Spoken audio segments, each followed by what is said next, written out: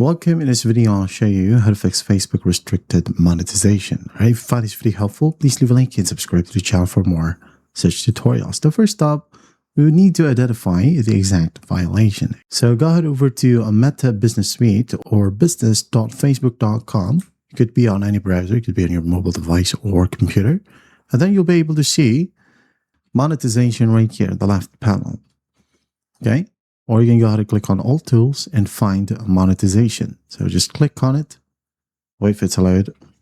And then once it loads, go ahead and click on the violation right here. So go ahead and click on it if you have the option to dispute. Now, if it's only a content that is restricted, well, just go ahead over to your content section right here in the left panel as well.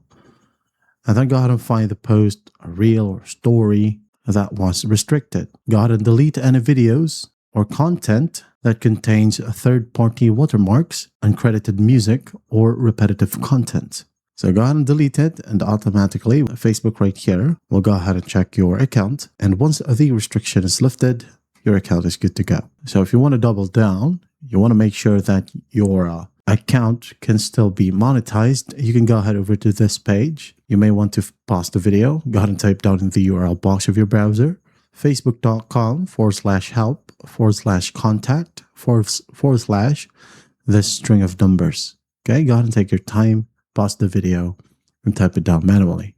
Now, once you're in here, go ahead and select the appeal type. Could be a partner. This refers to your page, profile, or group if your whole page has been demonetized, or it's just the content alone.